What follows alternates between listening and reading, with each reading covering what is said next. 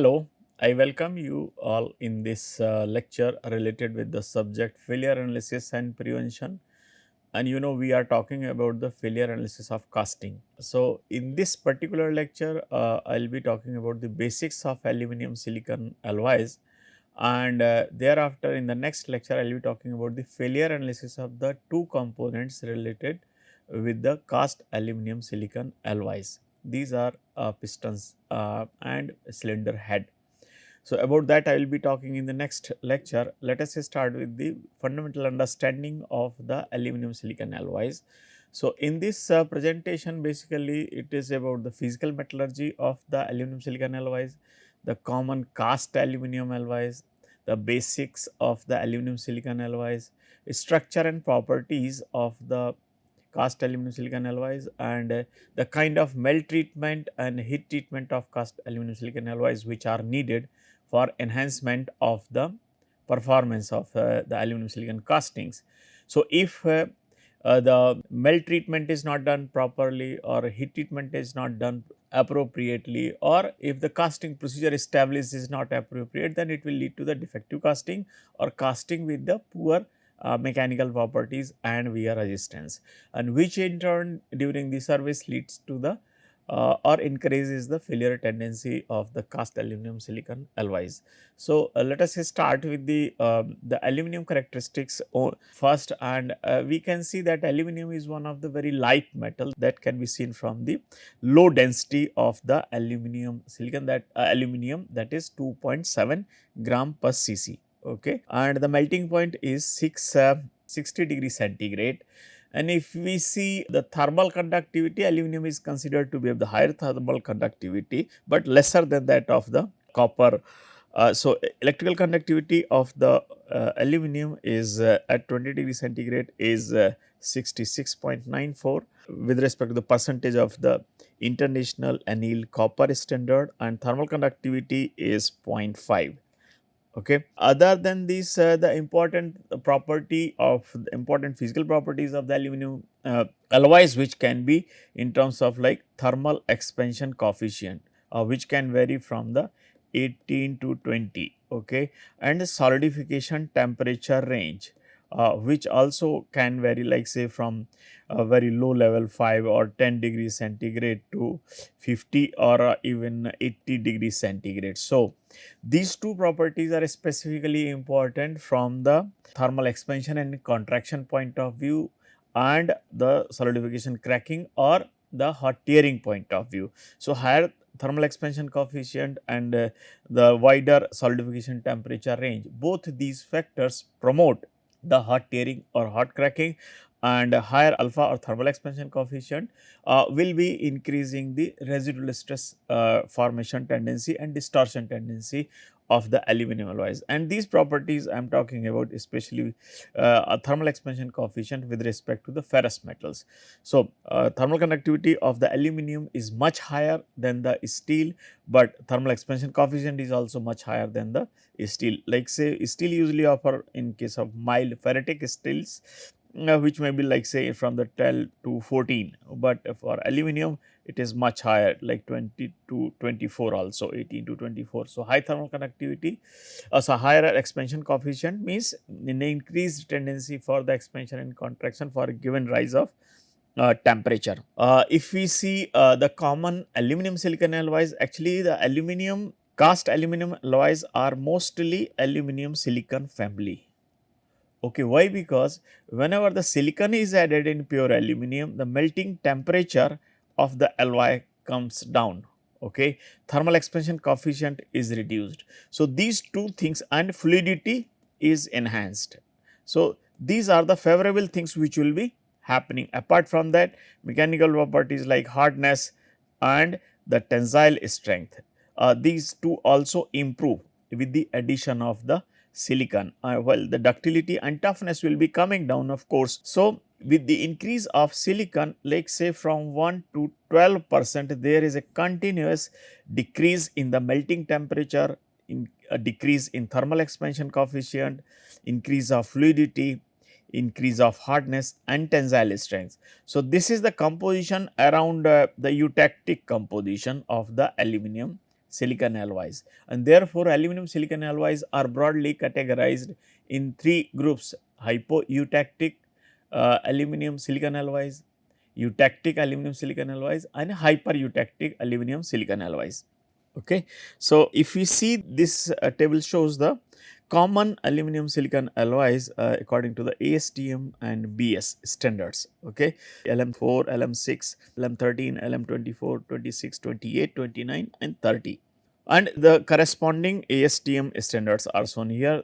These cast aluminum silicon alloys primarily contain the silicon with the other alloying elements like magnesium, copper, nickel. Okay, and other impurities and traces can be there maximum up to 2%, and which are expected not to affect the properties significantly.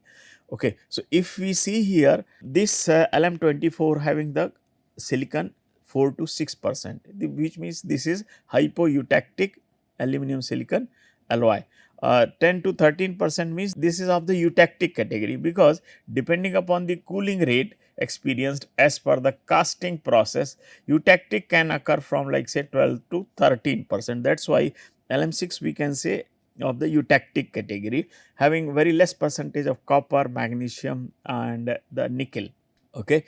So, whenever we have the copper or magnesium in aluminum silicon alloys, these two elements make the alloy precipitation hardenable, because in their presence CuAl2 is formed by the copper after interaction with the aluminum, and Mg2Si is formed by the interaction of Mg with the silicon, and that is how it leads to the precipitation, strengthening and increasing the strength and hardness of the cast aluminum silicon alloys in presence of copper and magnesium after the heat treatment. Okay. So, LM24 has significant percentage of the copper and also a little higher percentage of the magnesium. If we have the nickel in the aluminum silicon alloys, means it will be increasing the thermal stability and high temperature strength resistance to the softening at elevated temperature. So, that is the kind of benefit which is obtained by with the addition of the nickel. LM13 is the very common aluminum silicon alloy which is used for making the pistons, and so these are like applications generally use LM4, large integrate thin wall castings, LM6, and mainly used for LM13 is mainly used for pistons, having like say the 10 to 12, and these are the different percentages of the range of the allowed range of the percentages of the different elements, and then the composition in terms of silicon, copper, magnesium and nickel of LM24, LM28, LM26, 29 and 30 can be seen here. So, if we see these are the alloys in our which will need our attention, that is one LM13 and LM28. Based on these two alloys, we will be taking up the case studies later. So, if we see the silicon in this alloy is of the eutectic like 10 to 12%, copper is 0.7 to 1.5 and magnesium is 0.8 to 1.5 and nickel 1.5, mainly used for the pistons. While LM28 high silicon alloy, and this is of the hypereutectic category. Hypereutectic aluminum silicon alloy category. Okay. So, having 17 to 12% of the silicon, and then copper 1.3 to 1.8, magnesium 0.8 to 1.5 and also nickel. So, this is used for the pistons for making the low expansion coefficient. Because of the high silicon, it makes the alloy of the low silicon content. Okay. So, now you will see as far as the important features of the cast aluminum silicon alloys are concerned. So, what we will see, the silicon content is the key here in these cast aluminum alloys. Say eutectic occurs around 12.3. So, if the alloy is having the composition of the silicon or content of the silicon in the range of 1 or like say 0 to 12.3, then we term it as a hypoeutectic aluminum silicon alloy. Okay. And the alloys having the silicon greater than 12.3 will be termed as hyper eutectic aluminum silicon alloys. Okay, as I have said, so if we have just aluminum and silicon, no other alloying elements, then primarily we will have three constituents: alpha aluminum, eutectic of the aluminum and the silicon, and the primary silicon depending upon the silicon content. So, the primary silicon. So, these are the three main constituents when we have only silicon in aluminum. But if we have other alloying elements like magnesium and copper, then we will have their respective the compounds like Mg2Si and CuAl2. Okay. This is an interesting thing. Usually the aluminum silicon alloys, cast aluminum silicon alloys have the iron as an impurity, and iron in presence of the aluminum and silicon forms the aluminum silicon iron intermetallic compound. Okay. So, if there is just aluminum and iron, then it forms very hard and brittle intermetallic compounds of the aluminum and iron. But if we have the silicon, then it discourages the hardness and brittleness of the needles or the IMCs which are formed. So, this is an interesting thing. So, this is basically the undesirable intermetallic compound which is formed in presence of the iron in aluminum castings, especially when the iron content is too much. Okay. So, silicon, copper and magnesium and iron, all these affect the strength, hardness and toughness. So, how we can understand? Mostly these alloying elements, they tend to increase the hardness, and the ductility and toughness comes down. Hardness and strength goes up and ductility and toughness comes down. Why? Because the silicon and the iron, both these will be, silicon on its own will be is a hard constituent. So, whenever its percentage is increased, it increases the hardness and strength, but at the cost of ductility and toughness. Likewise, for the iron, iron forms the intermetallic compounds either of the aluminum only or with the aluminum, iron and silicon. Okay. Magnesium and the presence of copper and magnesium helps in precipitation hardening and thereby resulting in the increase of strength. Okay. So, if the casting is not sound, is having say inclusions in form of oxides of aluminum, or it is having the pores, uh, either it is wormhole or hydrogen induced porosity or the gaseous pockets. So, these pores and the oxides, these will be breaking the metallic continuity, reducing the load resisting cross sectional area, and presence of these defects will be acting as stress raisers. So, these stress raisers will be actually increasing the stress concentration. So, combination of these two factors in presence of defect like stress concentration and reduced load resisting cross sectional area, these two will be decreasing the load carrying capacity, means resistance to the external load. Resistance to the external load will be reduced, means your static tensile strength will be reduced. Now, maybe hardness will also be reduced, impact resistance is reduced, fatigue resistance is reduced. So, these are the common the issues which are observed in cast aluminum silicon alloys like pinhole porosity. This is primarily induced by the hydrogen inclusions due to the oxides of the like say aluminum, and the cracking occurs particularly when the solidification temperature range is very wide and residual tensile stresses are developed then during the casting. So, that will be promoting the cracks in the aluminum silicon alloys.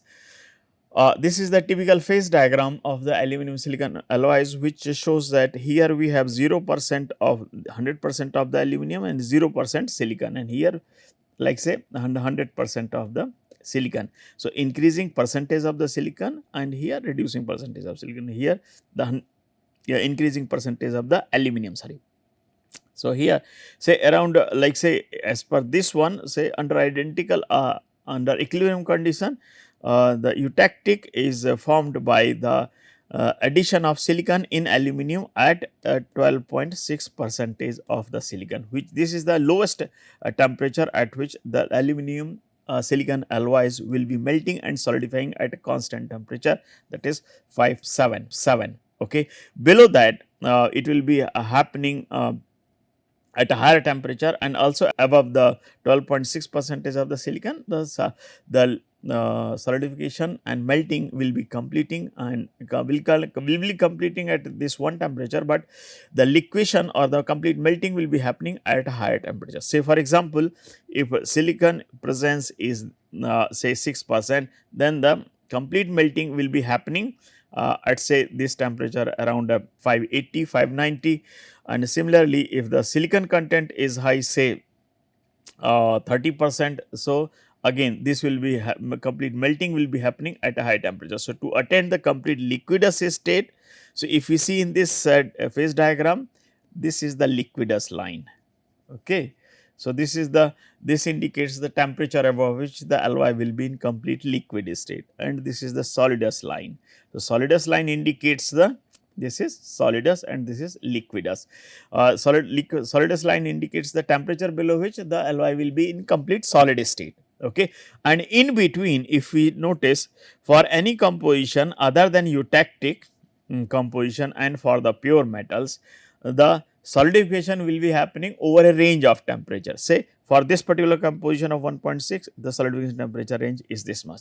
Okay. For hypoeutectic alloy, this is the maximum solidification temperature range. Okay. So, this alloy of this composition is most sensitive for cracking, while solidification temperature range for 12.6 or eutectic composition, it is nil. So, the solidification temperature range is nil, means the solidification will be starting and ending at one temperature. Okay. And so, therefore, these alloys of this composition are not sensitive for the solidification cracking or the hot tearing. Okay. Now, if you see the pure aluminum, that is 100% aluminum, here the melting temperature is 660. On the other hand, if you take pure silicon only, then melting temperature is 1414 degrees centigrade. Okay. So, if we see this is this line is corresponding to the eutectic composition. The alloys having the silicon greater than the eutectic composition, they will be termed as hyper eutectic composition, and on the left side it will be having the hypo eutectic composition. So, these will be, so the aluminum silicon alloys less than the 12.6% will be termed as hypoeutectic aluminum silicon alloys, and those having the silicon greater than 12.6%, then they will be termed as the hypereutectic aluminum silicon alloys. And another interesting thing which can be seen here is, when you have a hypoeutectic aluminum silicon alloys, then the primary phase is alpha aluminum.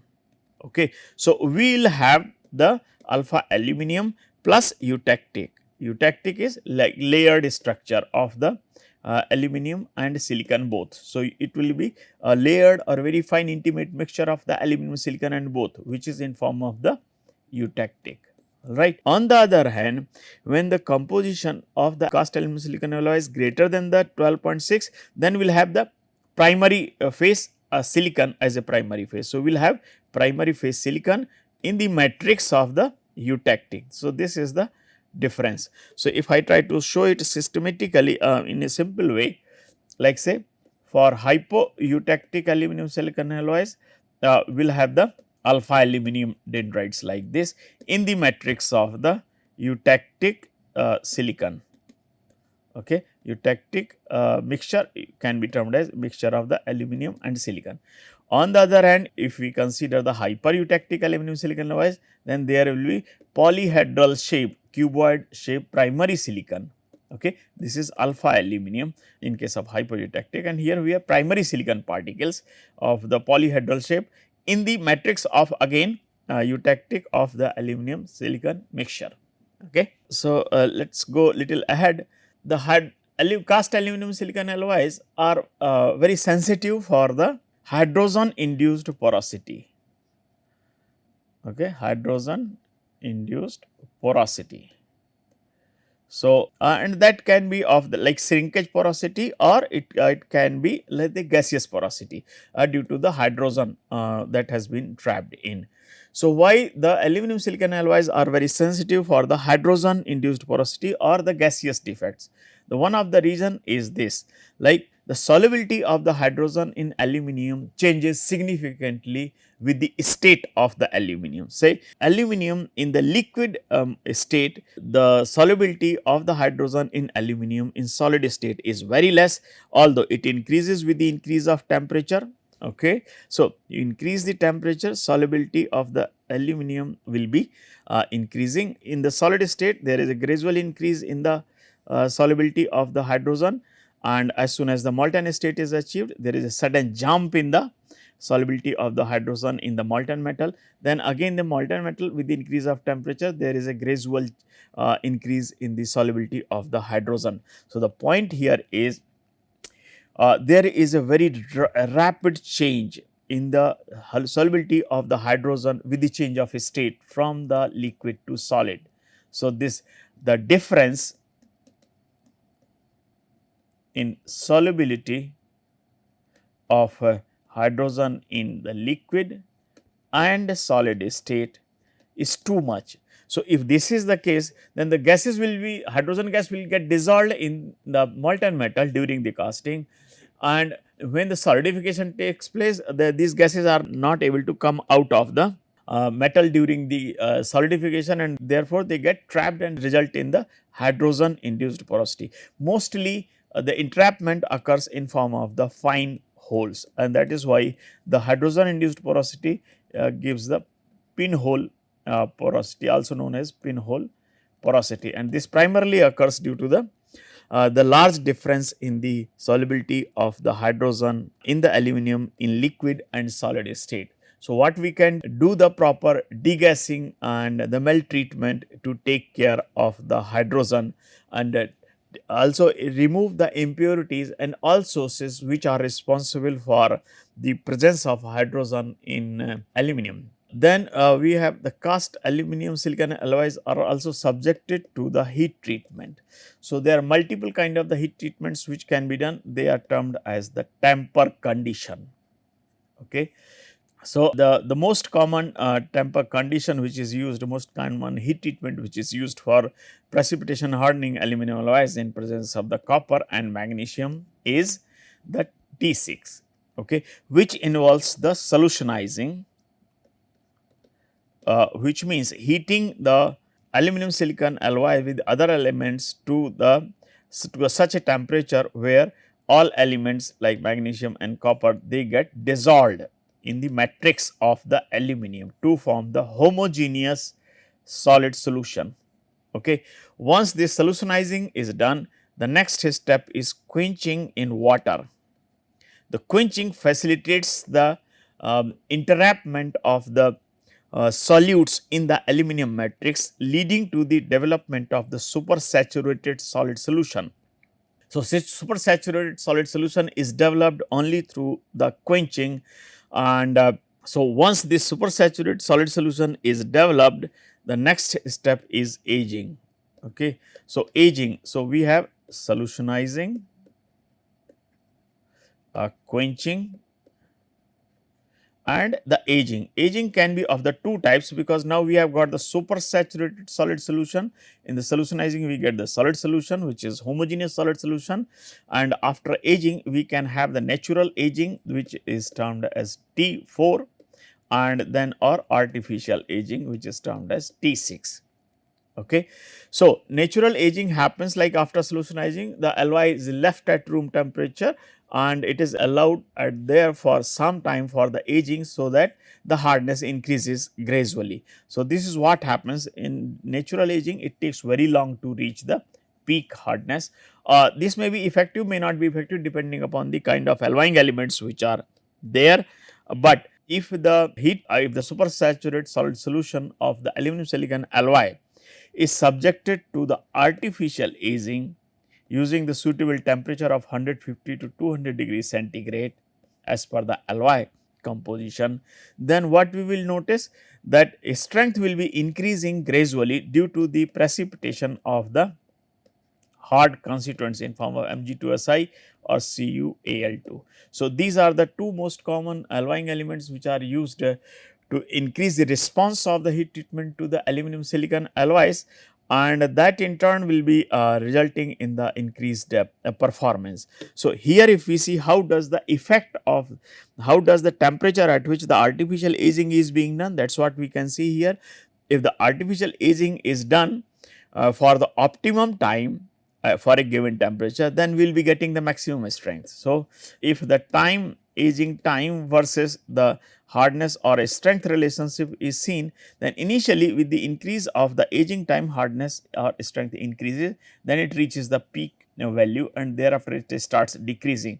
So, this peak value of the hardness at which it is obtained, that is the most optimum the aging condition for a given temperature. Say aging temperature is this and aging time is this. For these two combinations, the peak strength is obtained, peak hardness is obtained here, and if the heat treatment is done corresponding to these two temperature and time conditions, then we will be terming it as a peak aged or peak hardened Ly. But if the aging is done for a given temperature, if aging is done for shorter time, then it will be under aged, not peak strength and hardness has been achieved. And similarly, if the aging is allowed to continue for further longer time, then strength and hardness starts decreasing, and that will be the condition of the over aging. Okay. So, over aging is certainly not going to help in any way as far as the productivity and the performance of the casting is concerned. Maybe due to the productivity pressures, if the under aging is done, it will be leading to the reduced strength and the hardness of the cast aluminum silicon alloys. So, the cast aluminum silicon alloys are aged corresponding to the peak hardness. Okay. Say if we take the low temperature for the aging, okay, then it will take longer time to reach the peak hardness and strength before reaching to the stage of the over aging. And if it is done earlier, means if the aging is stopped earlier, then component will be under aged condition, will be in under aged condition. Okay. And if the aging is done at a high temperature, then peak hardening is achieved much earlier. Okay. So, for the productivity requirement, this may be good, but you have to see that rapid heating and rapid cooling does not do the distortion in the thin section components especially. This also shows that behavior of the overaging and underaging in the same way like the aging at the low temperature. So, it is very important that the aluminum silicon alloys or heat treatable aluminum silicon alloys are aged appropriately. Okay. The aluminum silicon alloys are also found to be very sensitive for the cracking due to the wider solidification temperature range. So, if we see effect of silicon, like say the cracking sensitivity of the aluminum silicon alloy, how it changes. The aluminum silicon alloy will be maximum sensitive for around 1% of the silicon. Similarly, aluminum magnesium alloy will be also sensitive around 1% of the magnesium. While aluminum copper alloys are sensitive for the cracking around 4% of the 2 to 3% of the copper. Okay. So, if we try to study how the concentration of the magnesium and copper are going in the aluminum are going to affect the cracking tendency, then for such a zone where the around less than 2% of copper, less than around 2.5% of the to copper and around less than 2% of the manganese, the cracking tendency is maximum. These numbers are showing the crack length. Okay. And if we go like say if we increase the copper content, then cracking tendency will keep on decreasing, that we can see in terms of the reducing crack length. Okay. And here similarly the magnesium content is if also increased, then the cracking tendency also keeps on decreasing. So, the zones, different zones indicates the severity, like the blue one less severe in terms of the cracking as compared to those of the one which are going in the red zone. Okay. So, this is how it is showing increasing tendency of the copper, tendency of the aluminum, copper, magnesium alloy for varying concentration of the magnesium and silicon. That is why it is very important, like alloys like having a 0.8% of silicon, 0.6% or 0.8% of the magnesium, they will be very sensitive for cracking because of this kind of combination. And the same is true for like say the copper is around 2.5 and magnesium is around 1.5. This will also be very sensitive for cracking. So, The alloy composition also dictates the capability to develop the sound weld joint. So, this diagram this shows the typical microstructures of hypoeutectic and eutectic aluminum silicon alloys. This is corresponding to say aluminum 4% silicon. So, mostly alpha aluminum is dominating and the eutectic is very less at the grain boundary in form of the eutectic of aluminum and silicon. Aluminum and silicon in very good modified conditions shows the spherical shaped fine particles of the eutectic silicon in the grain boundary of the alpha aluminum. This is the SAM image. So, what looks black in the SAM, in the optical it looks white. Okay. So, these are the dendrites of the aluminum and in between you have the aluminum and silicon. This is also optical image showing the high percentage of the alpha aluminum with little less percentage of the eutectic silicon at the grain boundaries. Aluminum silicon alloys are subjected to the modification. What is that? Usually aluminum silicon, eutectic silicon in aluminum silicon alloys appears as needles. Okay. So, the hard and brittle the silicon needles are harmful for the ductility, toughness and tensile strength. So, what is done is the like say the aluminum silicon in needler form which is harmful. So, what is done? Try to add the modifiers like sodium or strontium. Addition of the sodium and strontium, what it does? It does the it modifies the silicon basically. Needles are broken down into the fine smaller size and then ultimately they will appear spherical size. So, this is what the best desired structure of the modified eutectic silicon one. Okay. Refinement of the primary silicon particles in hypereutectic aluminum silicon alloy is another important thing for enhanced performance of the aluminum silicon casting. So, what is done? If you do not do any kind of refinement, then the primary aluminum silicon particles like these polyhedral say big silicon particles will be reflecting. A refinement, what it will be doing? That it will be reducing the size of the aluminum silicon particles for enhancing the performance of casting. Heat treatment is another thing like which is done for improving the performance. So, heat treatment what will be doing? It will be leading to the fine spherical well distributed eutectic silicon apart from the formation of the Mg2SiCuAl2 in the aluminum silicon alloys. So, this refinement and the spheroidization of the silicon particles in the heat treatment condition improves the performance of castings significantly. And that is what we can see here in as cast condition the strength is around 200 say and the hardness is around say 104 or 105. After the melt treatment strength goes up and hardness also goes up and after the heat treatment we get the best strength and the hardness combination in the heat treated condition. Okay. So, in summary here if you see I have talked about the physical metallurgy of the aluminum silicon alloys, common cast aluminum silicon alloys, what is the importance of the heat treatment of aluminum silicon alloys and how does the melt treatment and heat treatment affect the characteristics of aluminum silicon alloys. Thank you for your attention.